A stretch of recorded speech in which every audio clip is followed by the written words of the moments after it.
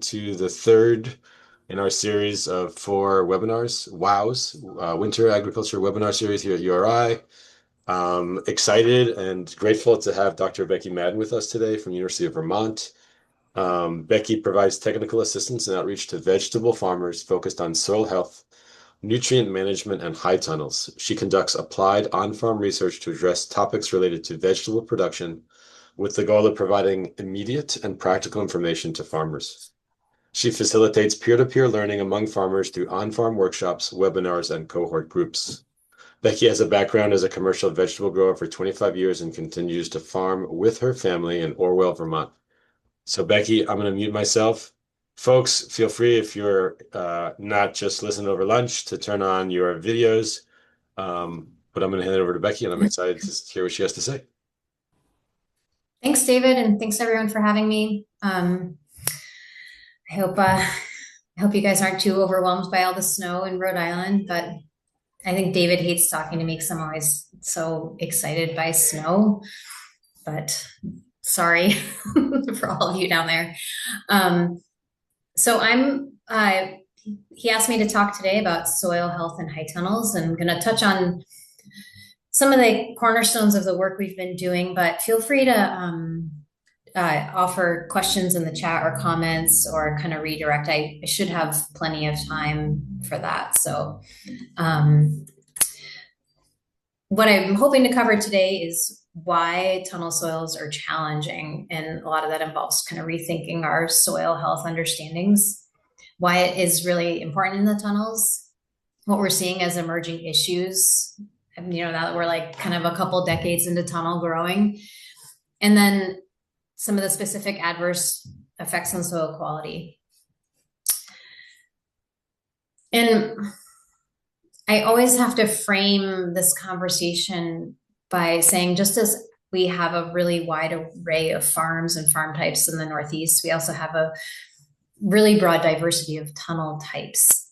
And so when we use the term high tunnel, it's pretty loosely used to describe any structure in which crops are growing in ground. But it can be anything from this small tunnel on the left, which is one of the more original ledgewood tunnels, to these more modern and sophisticated structures on the right. And just from this photo alone, you can see that the crop potential and the investments are really different in these two tunnels. So the context of this conversation kind of includes understanding like what's worth it, what's not, how you're utilizing these spaces. And something that's really emerged for me as I've done more and more work on soil fertility is that it's just really one piece of the puzzle. And as we've improved soil fertility, some of the other gaps have become more apparent. And there's some great work happening right now in these other realms. And it's really starting to come together. I'm very excited about the next kind of 5 years of high tunnel work that we're doing and folks all around the Northeast are doing and talking more to each other. But just from my own observations, I've really been paying more attention to ventilation and disease, and then horticultural management strategies like pruning. So that will enter this conversation is why I wanted to bring it up, because it's hard to just separate out one little silo in practices. And I feel negligent if I fail to mention that the more I talk to growers, the more their context is a really important grounding point for soil health decision making. And some people, I had a grower last year, it was just like, it was like September and she was like, I'm just done with tomatoes. I hate tomatoes right now. I want to be done. And that's not really a very sound decision from a production standpoint, but that was like what was driving her was this need to move on, need to get greens in. And so taking into account what the other factors are in our decision making, I think is important. And I think this really comes into play because tomatoes are often the crop we talk about, but some people just don't have the same markets for high quality tomatoes, which then informs how much investment you're going to put into it. To get a better picture of all of this, Vern Grubinger from UVM and myself conducted this benchmarking survey. And this is really kind of backtracking from some of the more specific work we've been doing on soil fertility to try to get a better sense of what the heck is happening.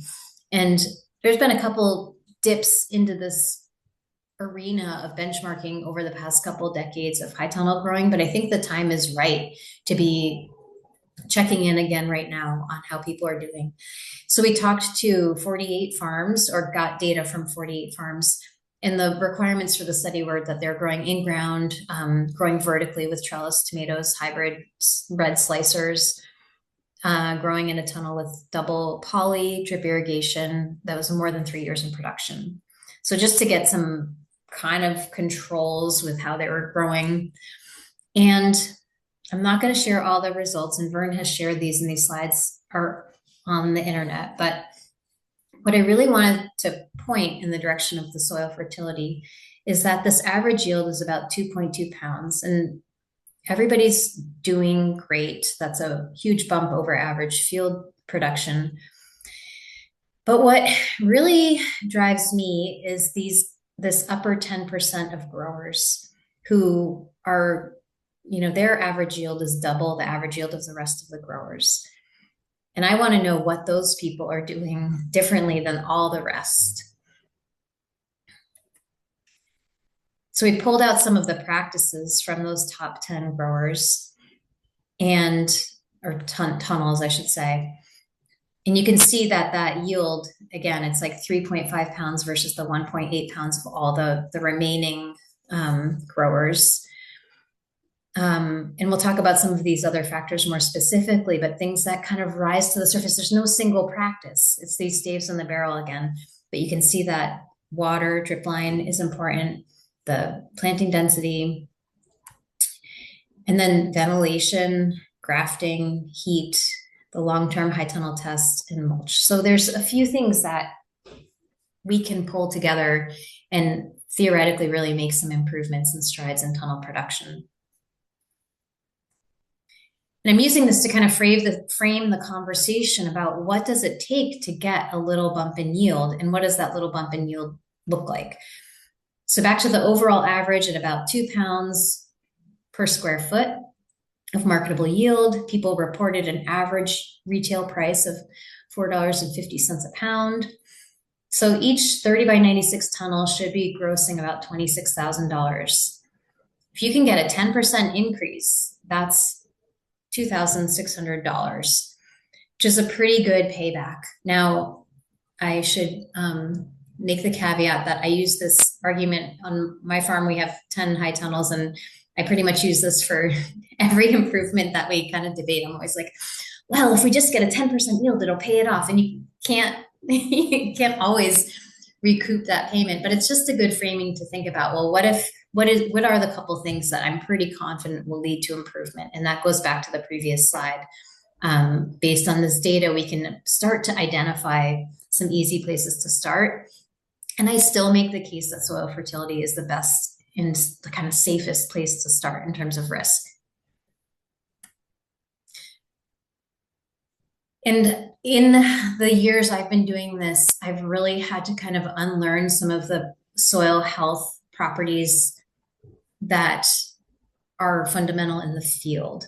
And this is for a few reasons. We still have this intersection of the physical, biological, and chemical properties of soil health, but they are very, very different in a tunnel. First of all, there's no rain. We are growing in a desert environment in high tunnels. And I can't emphasize this enough, that without water moving through the soil, everything is different. We've been adding tons and tons of organic matter and nutrients, especially people who've been, adding compost for 10, 12 years.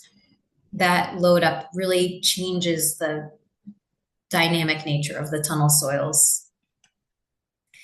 And related to both of those things is we see pH increases that are quite high and hard to bump back down. And this is tied largely to the compost and amendment inputs and to the lack of rain, but also irrigation water is often highly alkaline on farms that are irrigating from wells. We also are warming up our soils, so the rates of nutrient mineralization is different and faster, which is partly why we want to be growing in a tunnel, but something to take into account. And then the tools that we really rely on in the field, especially for organic growers, are not easy to use in a tunnel. And this isn't like a good or bad or judgment thing, but it's just hard to squeeze cover cropping into tunnels. And it's also hard to rotate crops. These are valuable spaces. We're trying to maximize how much yield we can get during the short window of time we have. And it's challenging to justify the use of these tools. So some of these things on this list are actually why we're growing in a tunnel. We're trying to keep rain off the crops and we're trying to speed things up, but they also change the nature of the soil health. And sometimes it's too late to notice that things are screwy with the soil health.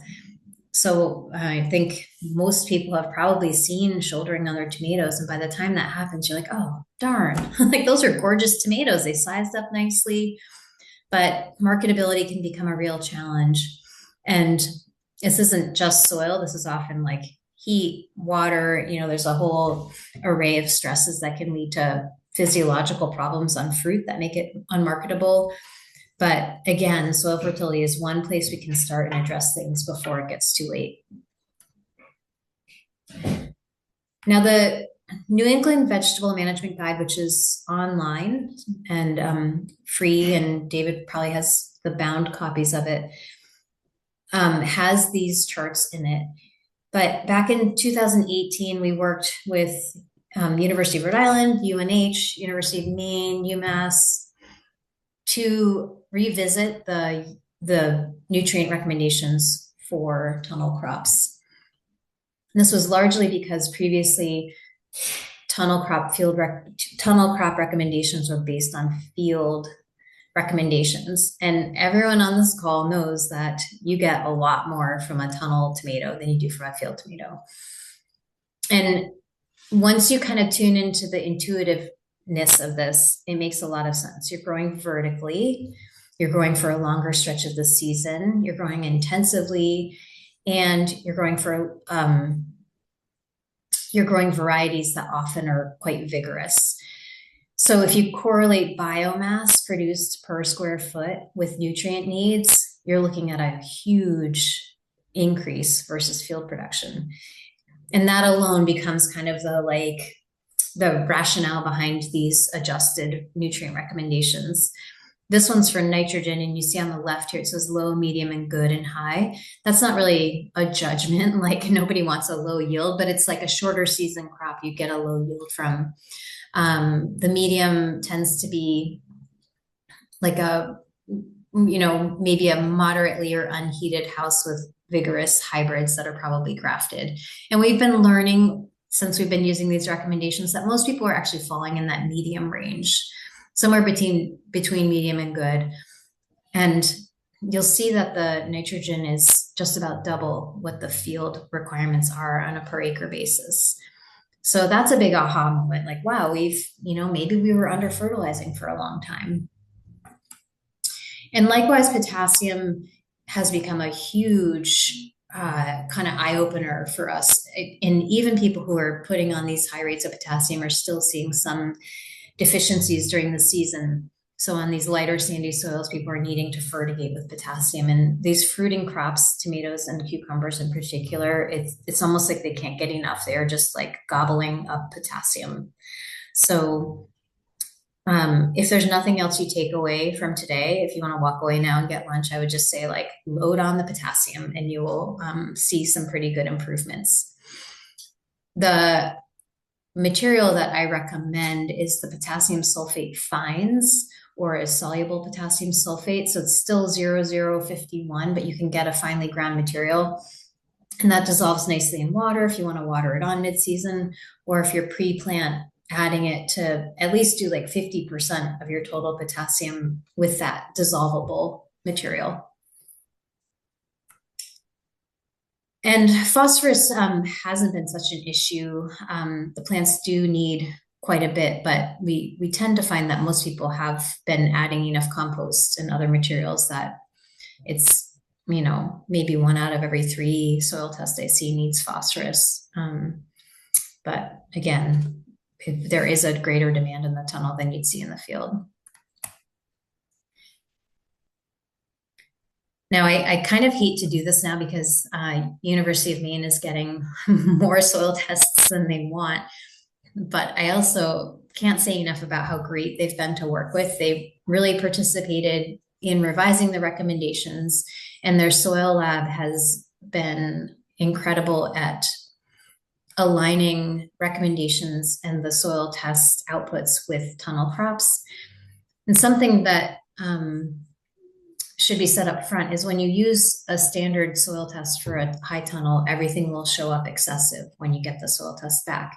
And that's because it is excessive for field crops. It's kind of where you want things to be, but it's alarming.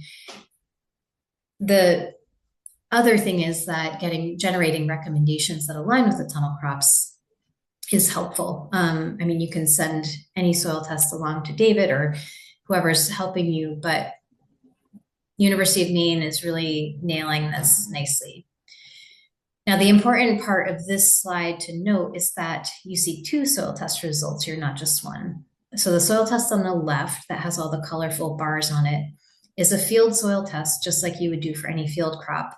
It's measuring reserve nutrients, so it's predictive of the amount of nutrients your crops have access to over the course of a normal growing season. It's been calibrated for these tunnel crops, so nothing's reading excessive on this. Well, a few things are, but and then the recommendations generated here are aligned with the recommendations that I previously mentioned. On the right is what we call a saturated media analysis, which is simply a water-based extract test, kind of like what you do for potting media. And that's telling you what's available when you add water into the system. So what's immediately available to the crop when water enters the soil. And that is kind of what you would use to adjust your amendment rates, because generally you're planting a, really robust 4-inch pot tomato, eggplant, pepper, something that's really ready to jump and get going. The soils are warm, everything's primed. You need to make sure the nutrients are there and ready to go. So that's what that test is telling you. It also shows you soluble salt levels, which tend to climb in tunnels. So the water extract is really important for revealing salt levels. You can also see nitrate levels. So unlike in the field, because there's no rain moving through the tunnel soils, nitrate tends to stick around. So it's kind of handy that you can see what's there and more or less rely on that holding true. So that's an advantage of the system and of these soil tests, is you can a little more accurately tune in your nitrogen applications based on that number. So if you're not already using the University of Maine high tunnel soil test, don't tell Bruce I sent you there, but you should use it because it's invaluable. I think they're like $30 each, and they take about 2 weeks to get back. And David, feel free to interrupt if there's questions or anything. I can't see the chat.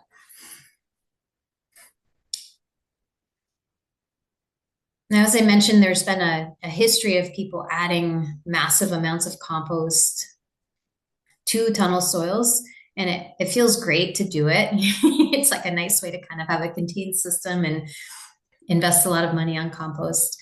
And it's a way to kind of quickly ramp up production in these valuable structures. But as I mentioned, it can get a little bit over the top and leads to this really highly buffered system that can be hard to adjust when you need to. And we also are seeing this pH number go up and up and up, and that is really hard to get back down again. Some people are using peat moss, which is pictured in the left here. It's not, my favorite thing to recommend for sourcing reasons, but it can help dilute the pH creep. It can help add organic matter without adding excessive nutrients.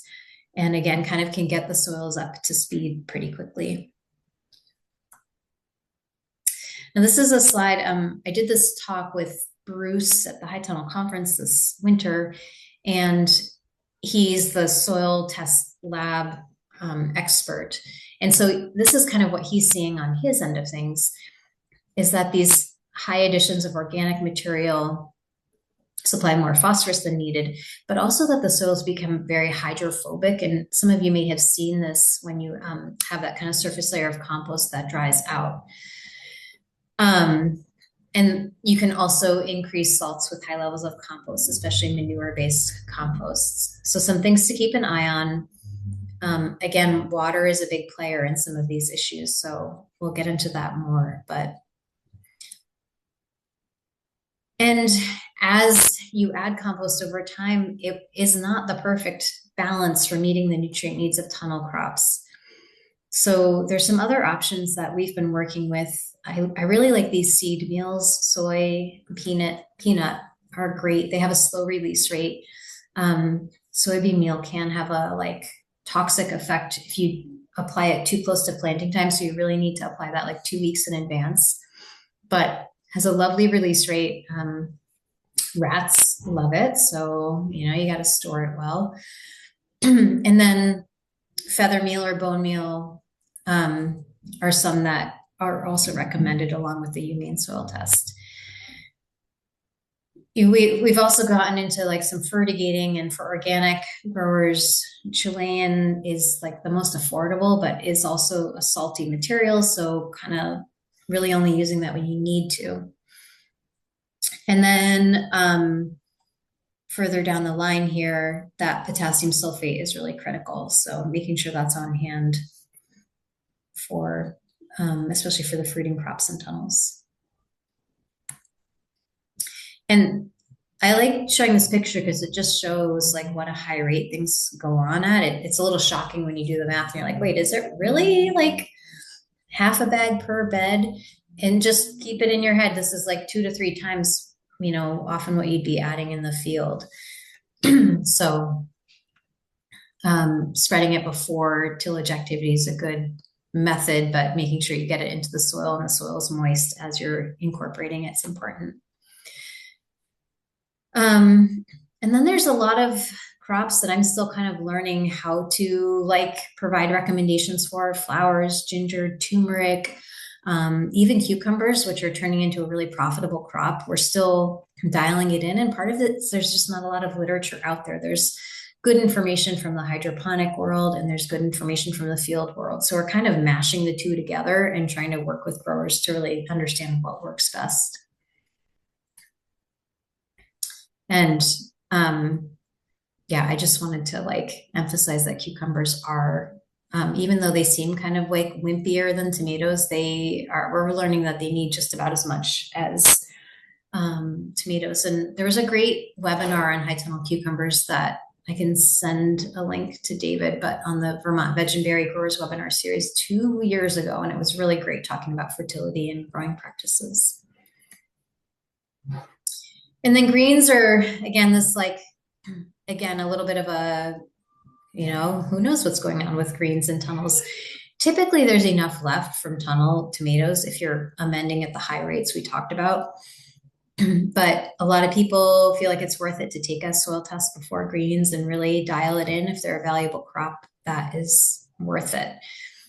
I get a lot of questions this time of year about yellowing spinach or yellowing lettuce, and it's oftentimes some combination of water and fertility. But just as the light really changes mid to late February, and that's when things get hungry again. They start growing, and they don't always have the nutrients they need at that time of year.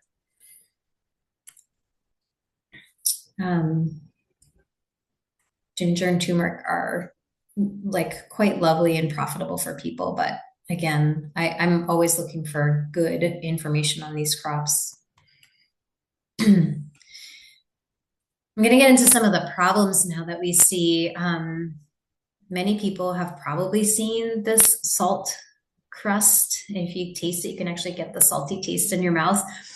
Again, this is like back to that lack of rainfall. There's a wicking happening, right? So you've got evapotranspiration happening.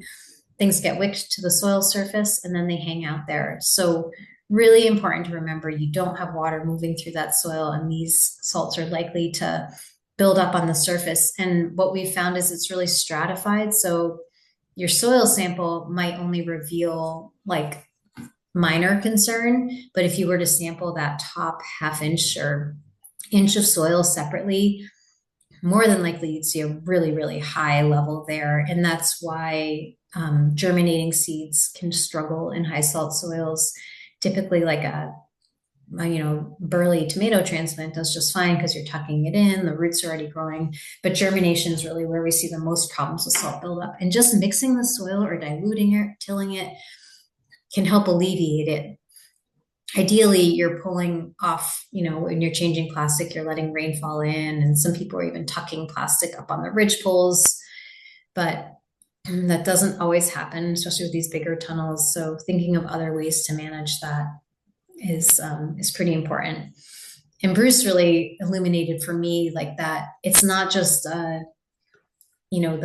the salt impacting the roots and the ability to grow, but it collapses the soil structure. So just like you see in these like desert environments, the soil structure can really fall apart when you don't have, or when there's too much salt. And these are Bruce's recommendations and sources that he thinks that are coming in with high salt. So food waste, dairy manure, seafood, and then chloride minerals if anyone's using like muriate of potash to switch over to potassium or sulfate of potash, lower in salts. And finding compost alternatives is really important. So I tend to steer people away from anything that has manure in it, whether it's a bagged fertilizer or a compost. And I know everyone's down on tillage right now, and I kind of am too, but it is one way to mitigate these salt levels. So, if every couple of years you got in there and tilled or even like mixed the soil with a broad fork, that would help. Short of that, bringing in some field soil can also help dilute it. I mentioned earlier the challenges of cover crops, but they are really, one of the best ways to mellow out the soil and keep living roots in there and build all the soil health. All the reasons we do them in the field are perhaps even more impressive in the tunnels. It's just finding that window and the right cover crops. So I'm always curious to hear what people are doing with cover crops and tunnels. I touched on this pH creep, and I kind of hate to talk about this because I actually don't. This is like the biggest kind of pinch point and unknown for me. On my farm, we're struggling with this quite a lot. So we're seeing pH increases over time, and that's due to this like combination of problems from high compost applications, from no rainfall on the soil, from amendments, but also a lot of these the wells we're watering from are highly alkaline. So we're adding in this like really really high calcium water into the system. So we're just like, feeding the soil, all the things. And we're starting to see pH levels over 8. And that's where you really start to get into trouble. On my farm, we've seen iron chlorosis in the spinach, which is embarrassing, but true. And it's really limiting the nutrient availability overall, but especially those micronutrients. And there's really not a lot that works great. So in tandem with these increasing pH levels, I'm also seeing increased sulfur levels because people are following the recommendations and adding sulfur, but it doesn't seem to be changing the pH quickly enough or significantly enough for anyone to feel good about it. And then they see these I get like a couple questions every week of people worrying that their sulfur levels are too high because they get really off the charts on the soil tests. So those two things are what we're seeing together. Bruce swears that high sulfur levels are not a problem, and I have not found any reason to be concerned either. Like I've looked in the literature and it's just kind of a thing. I'm always curious about what is happening because sulfur, just like nitrogen, needs a biological reaction in order to break down into the sulfuric, like the acid that helps change the pH. And so I'm always like, well, are we lacking those soil bacteria that will actually do the job? And, what's happening with the biology? So just curious. Hopefully, we can figure this out sooner rather than later. The short-term solution that a lot of people, including myself, are doing is to use citric acid when we're irrigating, and that at least is like helping the root zone of the plants have a, reducing that alkalinity essentially. And then testing the irrigation water is at least gives you a sense of what's going on. And there's some expensive, solutions to adjusting that water at the source. And I haven't dipped my toes into that yet, but there's some things we can do. It's just figuring out what's the most effective and cost effective way. All of that said, in my conversations with Bruce, he's like, well, potatoes do pretty well in a high pH, so maybe tomatoes are okay. And are people actually seeing production hits from this? I'm not sure we are. So my bigger question is, how much of a problem is this really? It does elicit panic when people see the soil tests. And one way to keep an eye on the kind of broader picture of nutrients is to take leaf tissue tests throughout the season. And I think this is like more interesting in a high tunnel than in the field because we've got this longer term crop. And also, we're not always sure, we can do the perfect job amending the soil, but what are the plants actually accessing? So we've off and on done this to kind of get research. And one of my takeaways from doing this in tandem with soil tests was that we actually were able to like change the direction of some nutrient levels by seeing the tissue tests, adding, through fertigation, increased potassium and nitrogen, and the next round of tissue tests, things had gone up again. So it's kind of affirming that even in organic systems, we can change the dynamics quickly enough that the plant could respond and continue growing in a healthy direction. So I think they're a valuable tool. They cost like $30. I don't know if University of Rhode Island does them, but Maine or Dairy One or Penn State all do tissue testing. Now, water has been my biggest kind of like light bulb moment in these systems. I did research on tunnels like 3 years ago, and the number of drip lines was really the only thing that's statistically connected to yield. And that was like fascinating to me. But when you step back and think about it, it actually is fairly obvious. So if you look at this plant on the right, where they've, I should put this in context that this is like one of the best growers I know, and they like are never going to change how they do it, and they're pretty happy with their production. But they weave that one, I guess they have two lines around the plant stems, and you can just see that that's a pretty light soil. The water is pretty much going straight down, and that all those feeder roots, when you rip out the tomatoes, those roots are way out in the pathway, are not getting water. Versus on the left, this is a farm that's on a sandy soil. They've got these 4 lines. They often start with just the 2 middle lines on and then flip them all on when the plants grow. And they're really able to wet that entire root zone. And this is important, not just for water access for the plant, but for nutrients. Because if you think back to that picture I showed of kind of the fertilizer being spread, the plants can't get any of those nutrients or most of them without water in the system. The nitrogen won't be mineralized if there's no moisture. And then the amendments like potassium, they need water to get to the plant roots. So both things depend on water, and without it, there's bound to be wasted fertilizer. And Bruce at the lab has said, like, sometimes you get soil samples where there's actually chunks of leftover fertilizer from the previous year that just was never dissolved.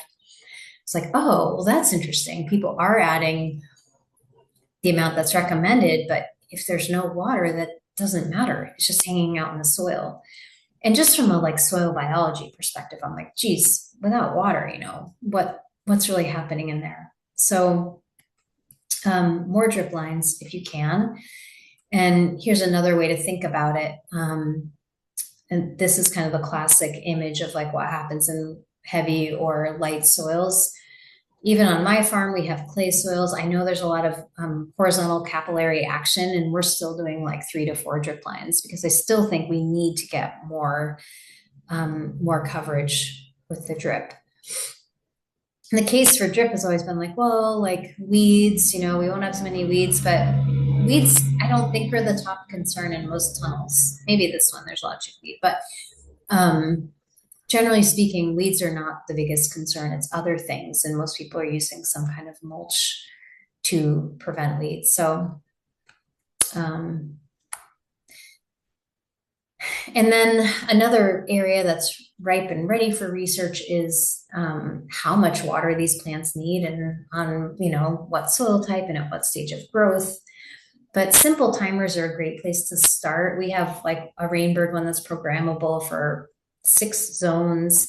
And so we can stagger it so that we stay within our capacity, but making sure you have like, early on in the season, abundant water to get the plants established and paying attention to packing off when they're fruiting. Like all these like nuances aren't going to be perfect with a timer, but at least you won't forget and leave it on or all the things that we've all done. And I just have to throw in a little bit of like, well, we are in an era of too much water a lot of years. So what's going on with tunnels? And in 2023, I was surprised how many tunnels didn't hold up with excessive water. Like they survived the floods and they kept the rainfall off, but at some point, like whatever 20 inches of water caught up with things and seeped into the edges. So thinking in advance about really building in drainage and thinking everything through before construction, I think is more on my mind than it ever has been before. And I shouldn't even say this because like my farm, we're terrible at tracking anything, but if you can track yield, then you can figure out what's working and what isn't. And tracking yield can be as simple as counting how many cases you're carrying out of a single bed in a tunnel for the season, or just looking back at your QuickBooks and how many red slicers you sold, for example. But that is like the only thing that really counts at the end of the day, especially in tunnels. Like soil health in tunnels isn't going to save the world, but it can help your farm be more resilient in kind of these climate tenuous times. And I think tunnels are our insurance against larger issues.